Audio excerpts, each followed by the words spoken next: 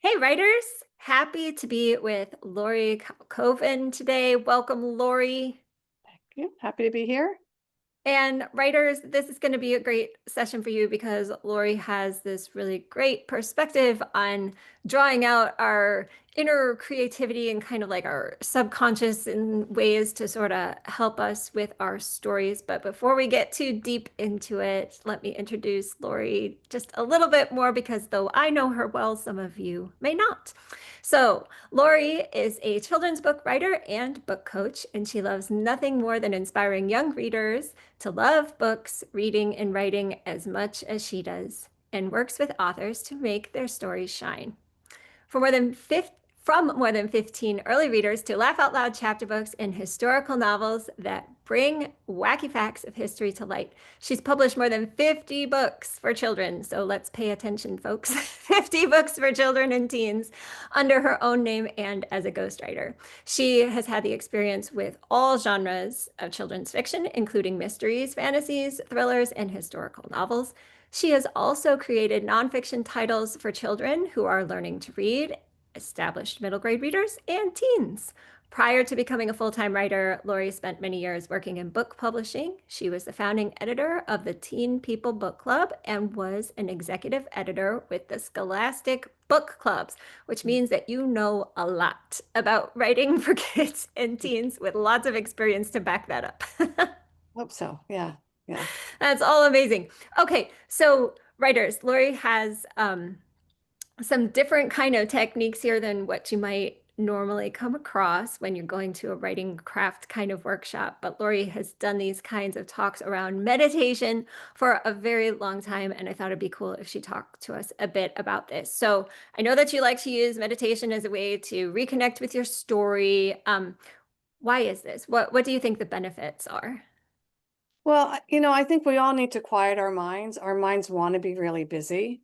And even when we sit down to write, often what's running through our minds are, the rest of our to-do lists. What am I going to make for dinner? Do I have to go to the store? Do I have to pick up my kid from tennis? There's a lot of stuff running through our minds, and meditation helps quiet that down a little bit.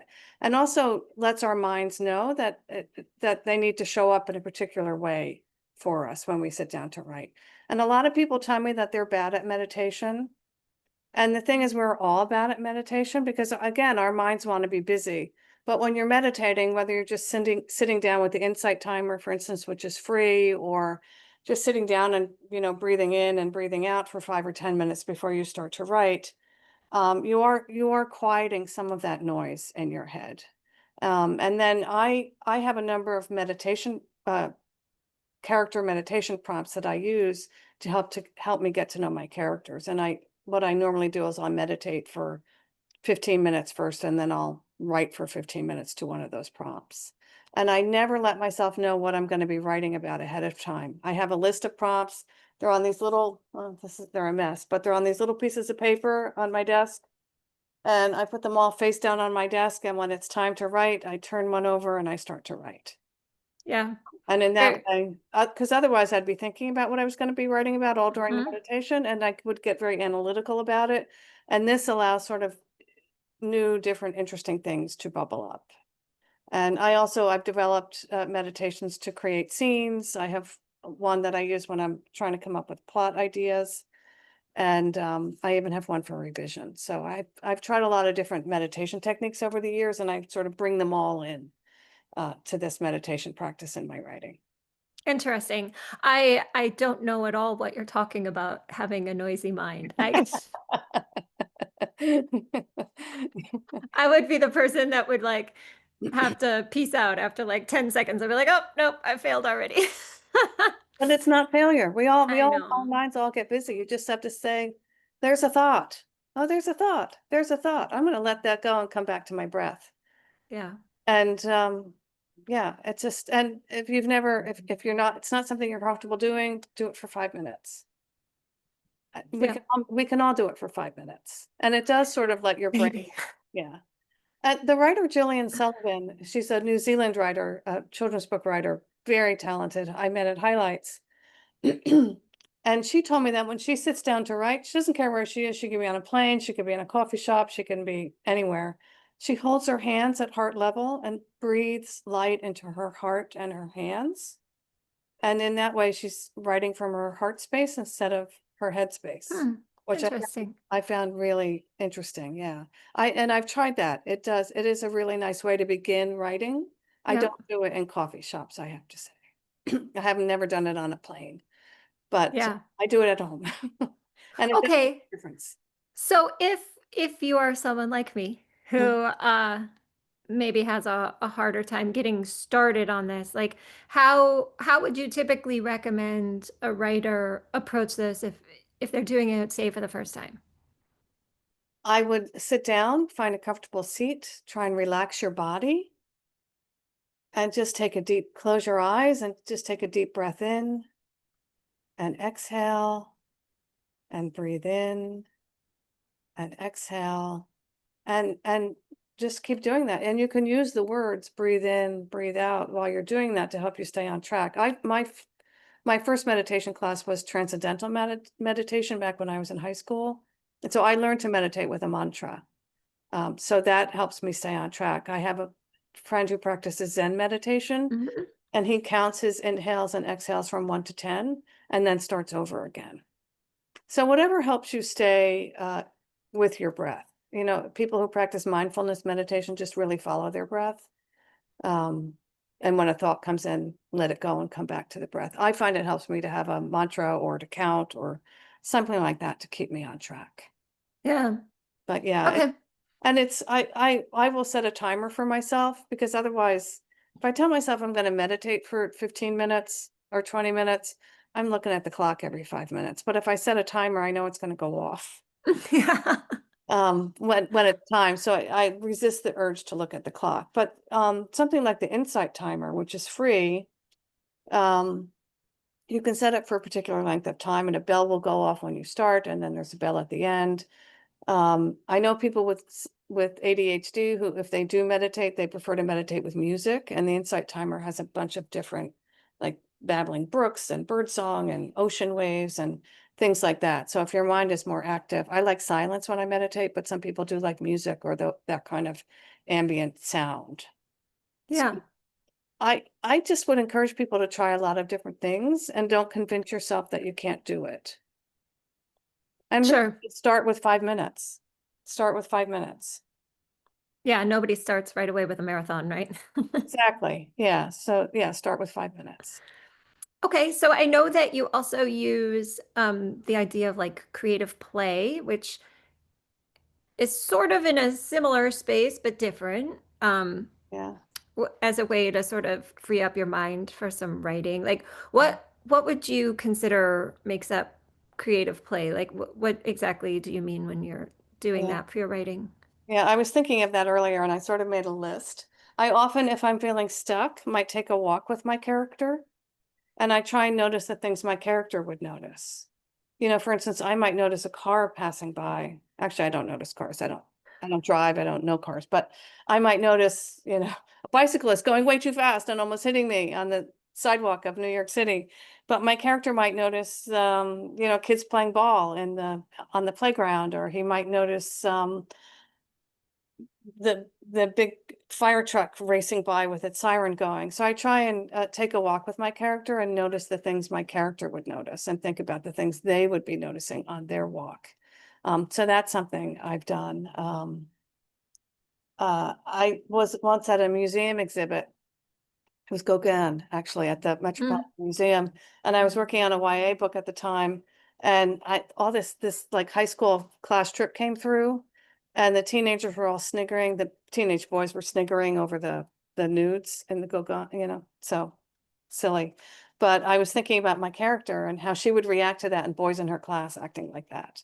You know, so just sort of taking your character with you different places and seeing how they would react. yep. Think about what games they like to play. You know, are they playing Candyland? Are they playing Monopoly? Are they playing Scrabble or chess? Um, so, or Uno, whatever. You know, think about the games they like to play, or they might play with their friends or at a family game night, and maybe get out that game if you have it and play it a little bit. You know, in your character, Yep. it's your character. So things like that. And I really like to play the I wonder game and the what if Mm, game. I was at the Museum of Ice Cream yesterday with a friend whose birthday it was. That's what she wanted to do for her birthday. So we're wandering through this museum, sampling the ice cream, which was very nice. And there's this giant slide down from one floor to the next. So we did that. You know, mostly kids were doing that, and we were the grown-ups doing that. Um, and but at the very last room, there was this it was like a ball pit, but it was sprinkles, okay. like a big pool full of sprinkles. And you could slide down the slide into the pool of sprinkles.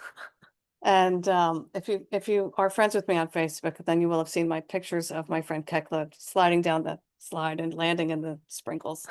Anyway, but I started asking, well, what if? What if a kid goes down that slide and finds a treasure at the bottom of it, or the clue to a mystery? What if something like that happens? What if he finds a secret recipe for ice cream that's going to be the best ice cream in the world?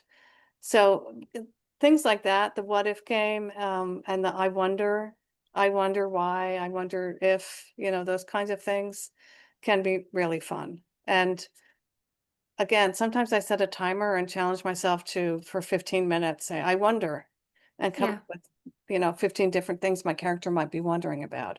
Or even what ifs, what if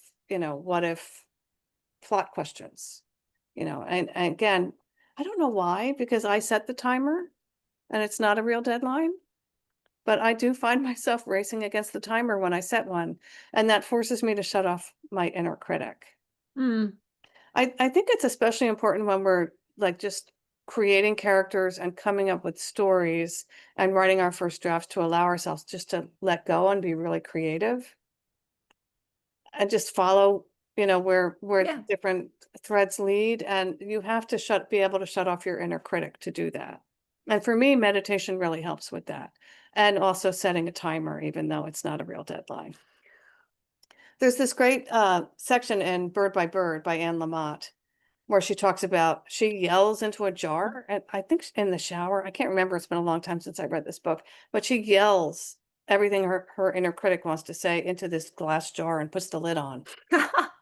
I think she does it in the shower. I could be wrong. And in that way, she quiets it for a time. So whatever you need to do. I live in an apartment building, so I can't shout like that. Someone would come and pound on the door. But yeah, whatever you need to do to shut off your inner critic, I think helps. Yeah. Okay. So it would make sense to me how you mentioned shutting off the critic when we're writing the first draft. It would make sense to me how like the meditation and creative play could be useful when trying to generate something new. Do you also like to do it when you're in revision? I do. I do meditate during revision. Well, I have different scene meditations I've created. So if I'm writing a big scene, I will do a meditation first. Hmm. So that I find really helpful. And if a scene isn't working, I might even try and drop into the scene from not the point of view character, but from another character in the scene, and like look at it from their perspective. That can be really helpful if you're feeling stuck in revision. But I do have a revision meditation, and it's because in revision, we don't want to be critical, but we do want to be analytical. We want to think about our work in a different way. And I find that this meditation kind of prepares my brain to do that. Yeah. And it's simply a meditation on black and white. So I will meditate on the concept of black and white, and that could be breathing in black, breathing out white. Sometimes I picture the words black and white while I'm doing it. Sometimes I picture a black and white cookie. And then I get to go out and buy one for myself as a reward after I've written. So that black and white meditation does really prepare my mind to be more analytical. Hmm. So that is something people can certainly try. Yeah. And I assume, if you were doing something in the revision that you needed to change and come up with a new idea, then it's more generative again. Right. Um, And it would be more brainstormy. yeah. And I don't know if you would call it a game. I took a workshop with Kathy Appel once. It was a very long time ago. But at the time, because I think it helps to get out of our story and to do something different creatively. She and a friend sent each other 3 words every morning via email. And by the end of the day, they had to send each other a poem using those 3 words. Mm, And they were just 3 arbitrary words. But I think getting out of, stepping aside from your story and being creative in a different way, whether with poetry or knitting or playing music or painting, yep. can help us with our works in progress. Just to get away and, and often the ideas for your story come when your mind is busy doing something else like that. So Right, right. And you never know if maybe a new idea will come out of that entirely as well. I used to play with my kids like a writing game that we would do as part of our school day. And it was like almost like story cubes, kind of like that concept, right. but it Yeah. was a deck of cards and it was like choose a character, choose a problem that they have, and choose a setting. And sometimes like it there were a bunch of different cards. So you could decide if you only want to pick one or two cards, or if you want to like try and pick five or six different cards. Some of the stories would get pretty wacky Yeah. Yeah. based on the combinations, but it does kind of make your mind stretch in different ways than you might normally try to use it. Yeah. Yeah. I know a lot of writers use tarot too. Mm, They'll use tarot cards to help them get to know a character or to get to know a story. I haven't, I play with them sometimes, but I don't really, it's not really something yeah. I do regularly, but that can be fun as well. It's So all I trying to have fun, I think. I know you have a journaling exercise that you like to use. Would I you be willing to share it with us? Okay. So I'm going to give it to you. We're not going to go through it now, but I'm going to tell you what to do, and I hope you will do it on your own. And just get comfortable in your seat and close your eyes and take a few deep breaths. And then have a notebook and pen handy before you begin. And then I want you to jot down 10 words really quickly, the first 10 words that come to mind. And I did it myself earlier. I'll show you. I'm trying to come up with a new idea for my character, Roosevelt Banks. And so the words that popped up were lightning, pond, zombies, swamp, monsters. The title of the last book was Roosevelt Banks and the Attic of Doom. Creativity, friends, monster, Millard Fillmore. That's his dog, Millard Fillmore. And flash. So those are the words I came up with. I'm trying to come up with a new plot idea. And then once you've written these 10 words down, circle one and just journal about that word for 10 or 15 minutes. Try and figure out why. I don't like most of these ideas, most of these words, had to do with the previous story and something about this. I don't know where Flash came from. So that's why I decided to explore that word a little bit. And I pretended it was like, it took me a few minutes to come to this, but I was like almost like a flashbulb on a camera, like flashing on different moments in his life and events that might come up in this story. Hmm. So I don't know that I'll use any of them, but it got the wheels turning in a way they wouldn't have otherwise. So yeah, just jot down 10 words really quickly without thinking. Try and uh, don't try and art direct or direct your words, and yeah, then choose one to write about and see where it leads you. Yeah, cool. Well, writers, in addition to Lori being the author of so many books and still writing so many books, I know you also work with writers, whether they are published yet or not. Do you want to talk to us a little bit about what kind of work you like to do when you're working with writers? Sure. I love working with writers. I do a few different things. I have a first 10 pages package where people can send me their first chapter or their first 10 pages, and I do a deep dive into them and um, help them to improve those. It's those 10 pages that we are sending to agents. Yeah. So those first 10 pages are really important. I also use an Author Accelerator tool called Blueprint for a Book, which I know Sarah knows very well. And I lead writers through that to help them. This is at the beginning of their writing process for a new book or just before a revision. So I use the blueprint, and I also use some of my own tools that I've developed, like the meditation, as part of that package. But I also do a lot of developmental edits where I, read a whole manuscript Yeah, into a deep dive and provide editorial comments the way I would have back when I worked in a publishing house over yeah. what's working and what needs to be thought about a little bit more. So Awesome. And if people want to find out more about that, where can they find you? my website is lauriecalkhoven.com. And also on the first page, you can sign up for my newsletter, or you can shoot me an email. And if you want to be on my meditation list, I sometimes do things around meditation, free things, paid things, and I can add you to that list so I notify you when that's coming up. Yep, because you're also sometimes teaching workshops too with like external Yeah, organizations yeah. as well. I teach for the Carnegie Center in Lexington, Kentucky. I'm in New York, obviously, so I do that on Zoom. And I also teach for Highlights, the Highlights Foundation, sometimes both on Zoom and occasionally in person at their beautiful campus. So Yeah. hoping to get back there soon. Yeah, that's kind of like on my list of maybe someday I can make it out there Yeah. for a highlights event because I've only heard nice things about. It's a beautiful place. It's also a great place just to go for a retreat on your Yeah. own or with other people.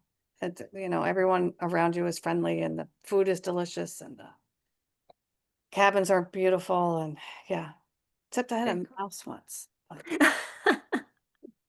you're in the middle of the country. Yeah, it is fair, I suppose. Yeah. Um, all right, Lori, thank you so much. This has been a Oh, great conversation, my and pleasure. yeah, it's always a pleasure to talk with you. And writers definitely connect with Lori if you have not already. She has so many resources available for writers, and it's just such a wealth of knowledge in writing specifically for the kidlit space. So, thank you so much, Lori. Thank you, Sarah. Bye, everyone. Bye, everybody. We'll catch you next time.